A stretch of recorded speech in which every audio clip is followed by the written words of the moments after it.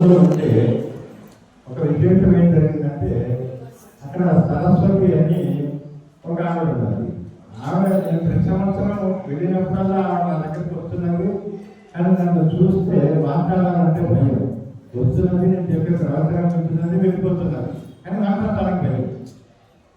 కానీ ఆ గుంపు మాత్రం ఆ ప్రవర్తన చెప్పేటప్పుడు మాత్రము ఆ రోజు ఎందుకు తను అడగడానికి భయపడి పక్కన అవసరాలుంటే అనంతాకు అడిగింది, నాన్నగారిని ఒకసారి మా ఇంటికి వస్తారే వాళ్ళు అంటే తను అడిగింది, నాన్న సరస్వతి వాళ్ళ ఇంటికి వెళ్తారా?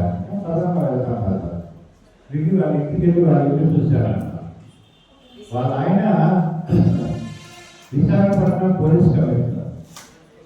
విశాఖపట్నం పోలీస్ కమిషనర్ ఆయన. ఇండిపెండెంట్ హౌస్, చక్కగా పెద్ద ఇల్లు, బాగున్నది. ఇదంతా కూడా రోజు ఉండేది 5 రావడం తగ్గింది. కానీ ఈ పోలీస్ కమిషనర్ గారికి దేవుడు భక్తి, పోలీస్ డిపార్ట్మెంట్ కదా, దేవుడు పూజలు లేవు. నాకు స్వామి గారు ఎప్పుడైతే వస్తున్నాను అని చెప్పారో ఎవరింటికి తీసుకెళ్ళాలి స్వామి గారిని అని అప్పుడు ఆలోచన చేసి సరస్వతిని అడిగా, అమ్మ సరస్వతి మీ ఇంటికి అయితే బాగుంటుందని నాకు అనిపిస్తుంది అంటే, తను వాళ్ళ ఆయనకి దేవుడు పెట్టలేదు కదా అని నాన్న ఆయన అడగాలి, ఆయన ఏమంటారు అమ్మ ఫోన్ నాకు ఇవ్వమ్మ, నేను అడుగుతాను మీ వారిని. సరే ఫోన్ చేసి చెప్పి నాన్నగారు మాట్లాడతారని చెప్పి ఫోన్ నాకు ఇచ్చింది. వాళ్ళ ఆయన పోలీస్ కమిషనర్ గారు ప్రకాష్ గారితో ఇలా అనుకోకుండా జరిగిందండి, అవి స్వామి గారు వస్తున్నారు, గంటన్నర మాత్రమే టైం ఉన్నది, స్వామి గారు వాళ్ళు ఇంట్లో ఉంటారు, రాత్రికి రేపు మధ్యాహ్నం నుంచి బయలుదేరుతారు, ఏర్పాట్లు చేయవలసి ఉంటుంది, చాలా మంది వస్తున్నారు, స్వామి గారు వస్తున్నారంటే చాలా మంది వస్తారు అంటే ఆయన ఏ ఇంట్లో ఉన్నారో అన్నా సరేనండి నాకు వచ్చి పెట్టండి.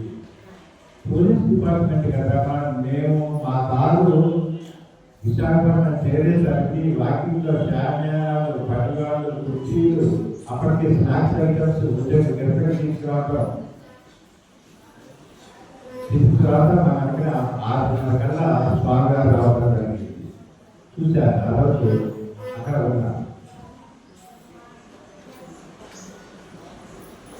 స్వామి గారు ఆ రోజు అక్కడ ఉన్నారు. మరోజు బయలుదేరి విజయవాడ వెళ్ళాలి. సరే ఉదయం కూడా పూజ అయిన తర్వాత అక్కడి నుంచి ప్రతి వాళ్ళందరూ కోటీశ్వరుడు, మామూలు ఫ్యామిలీ అందరూ కూడా ఆస్తులు ఉన్నవాళ్ళు. అక్కడ ఉన్న వాళ్ళు ప్రతి వాళ్ళు అడగటం మొదలు పెట్టారు, నాన్న స్వామి గారు మా ఇంటికి వస్తారా, మా ఇంటికి వస్తారా. మేము మనం ఎలా పట్టాలో చేయకూడదు, స్వామి గారు జరిగింది, స్వామి ఇక్కడ కొంతమంది శిష్యులు అడుగుతున్నారు వారికి మాట వెళ్తారు. 12-13 ఏళ్ళకి వచ్చారు మా రోజు. మీరు కూడా ఇప్పుడు అవకాశం లేదు, కానీ నెక్స్ట్ మంత్ వచ్చినప్పుడు ఎవరైనా స్వామి గారి ఇంటికి పిలవదలుచుకున్నట్లయితే స్వామి గారు ఖచ్చితంగా వస్తారు. ఏమాత్రం రాదు, ఈ మాత్రం గుర్తుంటుంది. అందరికి వచ్చేసారమ్మా. అందరికి వచ్చేసి మేము స్వామి గారు భోజనం చేసి బయలుదేరుతున్నారు. ఈ లోపల అమ్మాయి ఉత్సాహపరంగా మెంగళూరులో ఉన్నది. అప్పుడు వచ్చింది స్వామి గారు వచ్చి మా ఇంటికి రాలేదు స్వామి అంటే మళ్ళీ దానికి కూడా వెళ్తాం. అలా పర్టికులర్ అడిగితే తల్లి ఎలా కనిపిస్తుందో భావించండి. అలాగే స్వామి వారు అడిగిన కోరికలు అన్నీ కూడా తీర్చడం జరిగిందమ్మా. అలా ఇది ఒక అనుభూతి అయితే. ఇంకొకసారి బుద్ధాలు రమ్మని అడగడం జరిగింది. అడిగినప్పుడు స్వామి గారు ముందు రోజు రాత్రి వస్తానని వచ్చరికి 10-11 అవుతుంది. ఇది కూడా 5-6 సంవత్సరాల క్రితం జరిగింది. రాత్రి 11 అవుతుంది. నా కోసం ఏవే ఏర్పాట్లు అవసరం అంటే భోజనం కానీ ఏమీ అవసరం లేదు, వచ్చి విశ్రాంతి తీసుకుని మొదలు ఉదయం ప్రవర్తన చెప్పి వెళ్తాను. ఇది స్వామి గారు నాకు ఇచ్చిన ప్రోగ్రాం. రాత్రి 11 వచ్చినప్పుడు ఎవరు ఉండి రిసీవ్ చేసుకోవాలి అందరితో పడుతుంటారు. కనకశాస్త్రి గారు అక్కడ అప్పుడు కార్యక్రమాలు అవుతున్నారు. కనకశాస్త్రి గారు మా బాగా వస్తారు. సో వాళ్ళిద్దరు చెప్తారు, రాత్రి స్వామి గారు ఎప్పుడు వచ్చినా కానీ మేము రిసీవ్ చేసుకుంటాము. అక్కడి నుంచి స్వామి గారు వచ్చిన తర్వాత ఏం చేయాలి,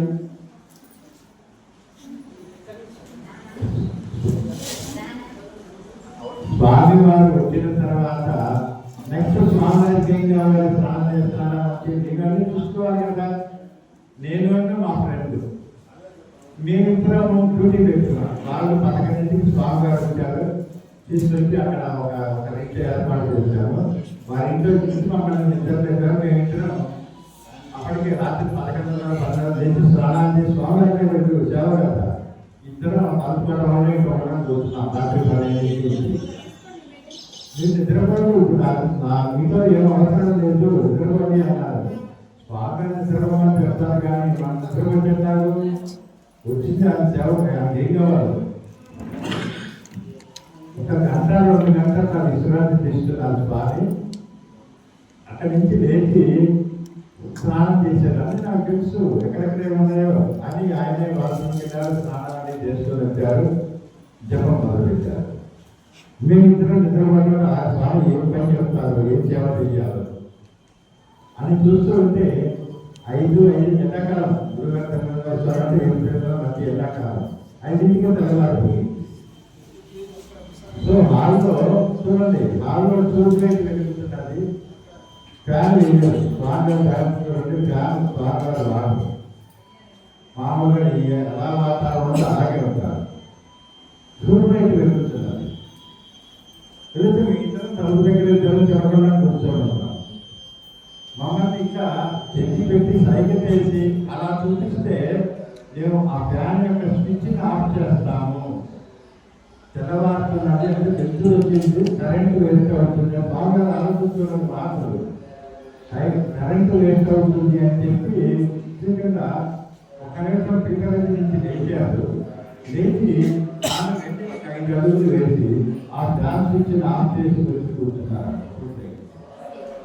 ఇది మహాత్ములు ఇలా ఉంటారు. మనం చూడండి, ఒక ఏమాత్రం అవకాశం దొరికినా కానీ హాయిగా సుఖాన్ని అనుభవించామనే దృష్టి మనకు ఉంటుంది. కానీ ఇంకొకరికి సహాయం చేస్తాము అనేటువంటి దృష్టి ఎంతమందికి ఉంటుంది. కాబట్టి ఇలాంటి అనుభూతులు. అలాగే ఇంకొకసారి చిత్రకూటంలో నేను ఆ రోజు చెప్పాను, స్వామి మీరు అమ్మవారి రూపంలో నాకు దర్శనం ఇచ్చారంటే మహాత్ములు కాబట్టి అలానా అని సార్. కానీ దానికి మళ్ళీ సమాధానం. అలాగే ఒకసారి చిత్రకూటంలో ఆశ్రమంలో రామంతరం జపం చేసుకుంటున్నాను. మందాకిని అవతల ఉన్న ఆశ్రమము జపం చేసుకుంటే ఆకాశంలో శంకు చక్రములతో హంపి స్వాగాలు దర్శనమిచ్చారు. శ్రీ మహావిష్ణువే కానీ రూపం హంపి స్వాగాలు చేస్తే నాకు ఆలోచన ఎలా ఉంది, వాళ్ళు చేసేటువంటి ఏ విధంగా నాకు తెలియదు. అది చూడగానే ఒక్కసారి ఊరు జపం స్వామి దర్శనం అయింది. జపం అయిన తర్వాత ఉదయం 11 గంటలకి మా బావగారికి ఫోన్ చేశాను. చేసి బావగారు నాకు హంపి స్వామి వస్తే ఇప్పుడు వెంటనే నేను మాట్లాడాలి, ఎక్కడ ఉన్నారో కనుక్కొని చెప్పండి, ఏ టైంకి ఫోన్ చేయమంటారో మీరు అడగండి అన్న తర్వాత మా బావగారు ఫోన్ చేశారు. మధ్యాహ్నం 4ంటికి మాట్లాడుతున్నారు అంటే సార్ 4 గంటలకి బావగారికి ఫోన్ చేసి ఇల్లు జరిగింది చెప్పారు. స్వామికి చిత్తూరుతో శ్రీమన్నారాయణగా నాకు దర్శనాన్ని అనుగ్రహించారు అంటే దానికి సమాధానం చెప్పలేదు. చెప్పకుండా మీరు హైదరాబాద్ ఎప్పుడు వస్తున్నారు అని అడిగారు. అంటే అక్కడ 15 రోజులు పూర్తవుతుందండి, బయటికి హైదరాబాద్ కావాలి. నేను 21వ తారీఖు హైదరాబాద్లో ఉంటాను. నేను వచ్చిన మీరు అక్కడి నుంచి వచ్చేస్తాను కాబట్టి మీ జన్మాలు తీసుకొని ఆ దగ్గరికి రాండి. మనం మాట్లాడుకునే విషయానికి ఆయన చెప్తున్న దానికి ఏ సంబంధం లేదు. నేను దర్శనమైంది ఆయన చెప్తుంటే మీరు హైదరాబాద్ వచ్చినప్పుడు నా దగ్గరికి నాకేం చెప్తున్నారు బాగా నాకే ఇందులో వాడికి తెలియదు. అక్కడి నుంచి బాగా హైదరాబాద్ వచ్చారు. నేను అక్కడి నుంచి ఉత్తరప్రదేశ్ రాగానే జన్మాల తీసుకుని వెళ్ళాను అని ఏం చేయలేదు. ఇలా చేస్తోటి జన్మాల ఒక నిమిషం అలా వస్తున్నారు. అంటే ఏమి జరిగింది అక్కడ, అందుకని ఏమి చేసింది చెప్పలేదు. నాలని పవిత్రమైన జీవితం చేశారా, లేకపోతే చెప్పిన వాళ్ళు ఏం చేశారు అలాగే మహారాష్ట్రలో సముద్రం వద్దున ఒక 11 కోట్ల రూపాయలతో శివాలయ నిర్మాణం జరుగుతూ ఉన్నది. ఎప్పుడో 4-5 సంవత్సరాలు జరుగుతున్నప్పుడు అక్కడ కమిటీ వాళ్ళు నాకు ఫోన్ చేసి ఒక శివాలయ నిర్మాణం జరుగుతున్నది, మీకు ఆఫీస్ బాగా పరిచయం వల్ల ఒకసారి ఇక్కడికి వస్తారా అని అడిగినది. నేను స్వామివారితో మాట్లాడతాను. స్వామివారి కార్యక్రమం తీసుకున్నాడు. విధంగా ఆయన ఫ్రీ లేదు తీసుకుని ఫోన్ చేస్తే ఆయన నాకు డేట్ ఇచ్చారు, 4 రోజులు వస్తాను. నా దురదృష్టం ఏంటంటే ఆయన బాబుతో వస్తాను అన్న రోజు నేను హైదరాబాద్లో ఉన్నాను. స్వామివారు వస్తున్నారు, నేను రిసీవ్ చేసుకోవాలి స్వామివారిని, కానీ నేను అనుకోగానే హైదరాబాద్ పోవాల్సి వచ్చింది. వెంటనే మా అన్నయ్యకి ఫోన్ చేసి చెప్పాను, స్వామివారు వస్తున్నారు, నువ్వు రిసీవ్ చేసుకోవాలి స్వామివారిని. అలాగే ఇక్కడ కమిటీ వాళ్ళందరినీ కూడా అక్కడ ఆ టెంపుల్ కమిటీ వాళ్ళందరినీ కూడా అక్కడ గమనించి వాళ్ళ వచ్చి రిసీవ్ చేసుకోవడం జరిగింది. అక్కడికి ఎక్కువ సముద్రం వెళ్ళి ఆ టెంపుల్ చూశారు. చూసి వచ్చిన తర్వాత వచ్చేటప్పుడు నేను మళ్ళీ స్వామి మాట్లాడుతూ వచ్చారు కదా, మా 4 ఇళ్ళు ఉన్నారు కదా, 4 ఇళ్ళు వచ్చి వెళ్తారా, నేను హైదరాబాద్ ఉన్నా కానీ 4 ఇళ్ళు వచ్చారు అంటే ఇలా పట్టుకున్నవాడు కదా అడిగి ఏ రోజు కాదా తెలుసుకోవాలి. స్వామికి వస్తాను ఖచ్చితంగా వస్తారు కదండి. అంటే మార్పులు అడుగు పెట్టాలి కదండి. కానీ వాళ్ళు ఇవాళ 15, 16, 17 గుర్తులు అరణ్యం పెద్ద అభివృద్ధి కార్యక్రమాలు ఉన్నాయి. అందువల్ల ఎక్కువసేపు ఉన్నాను కదా, ఒక గంట మనం అడిగిన చేస్తున్నారు బాగా మాట్లాడుతుంటారు.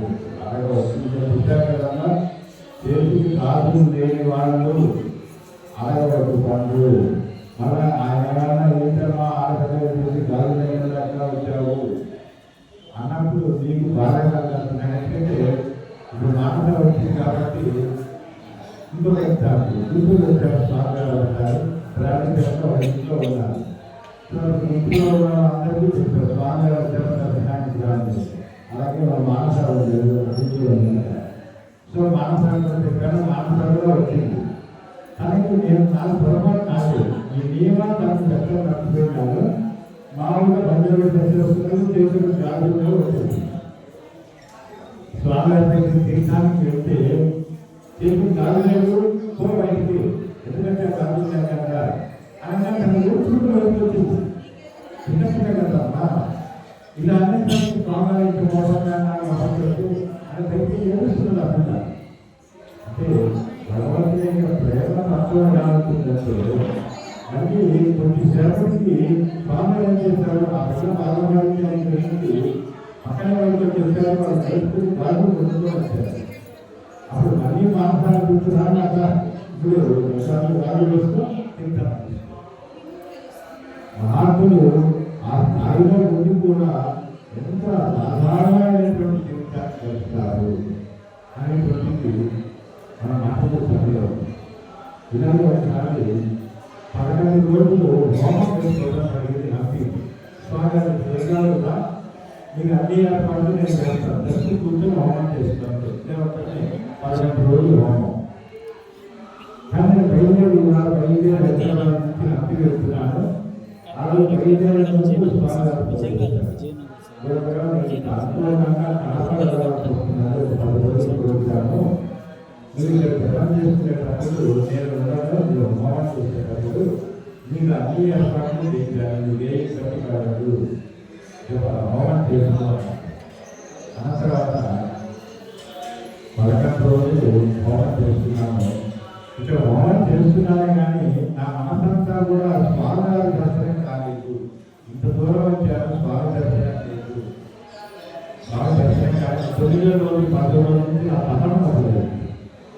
మరియు 12వ రోజు పూర్తవుతున్నది. 10వ రోజు సాయంత్రం కూడా స్వామివారికి ఫోన్ చేశారు, స్వామి మీ దర్శనం లేకుండా వెళ్ళాల్సి వస్తున్నది రేపటితో పూర్తవుతున్నది. గోచరం అయితే బయలుదేరుతా ఎక్కడ కలప అద్దె ఎక్కడ ఉన్నది, కడప ఎక్కడ ఉన్నది, హైదరాబాద్ కాబట్టి నాకు మొదలు రిజర్వేసుకున్నాను. ఏం చేయాలో స్వాగతించ రమ్మంటున్నారు. ఇదేటువంటి అవకాశం లేదు, టైం లేదు. అవమానం పోతుంది.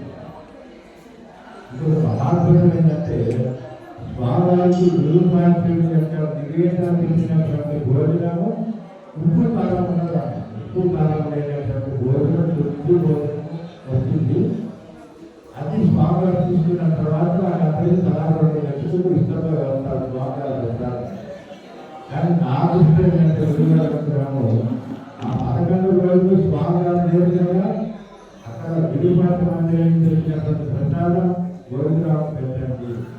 స్వామివారు చేసే భోజనం నాకు ఆదాయం మొదలు చెప్పాను. వెంకటేశ్వర స్వామి ప్రకటించడం అంటే చాలా మీ టెన్షన్ నాకు తెలుసు. నేను చక్కబడుతున్నాను. ఇక్కడ 4 రోజులు నేను హైదరాబాద్ వస్తున్నాను. అక్కడ దగ్గర అంటే మనకి ఏమాత్రం కూడా అసౌకర్యం కలగకుండా తన యొక్క ప్రేమ ఏమాత్రం ఎవరు ఎంతైనా కానీ అదే ప్రేమ కనిపిస్తుంది. అటువంటి ప్రేమ ఏ పని ఎన్నిసార్లు మనం చూస్తున్నాడు. బాగా వస్తారు. ఆయన మానవుడు అనే దృష్టితో చూసారా మీరు గోత్రపడ్డ ఆయనే ఈశ్వరుడు, ఆయనే భువనేశ్వరుడు. చూడండి మాట్లాడే మాట మనసు కానీ మనసు రామగారు మన ఆశ్రమంలో రావడం ఎన్నో జన్మలు చేసుకుంటే కానీ అటువంటి మహాత్ములు ఇక్కడ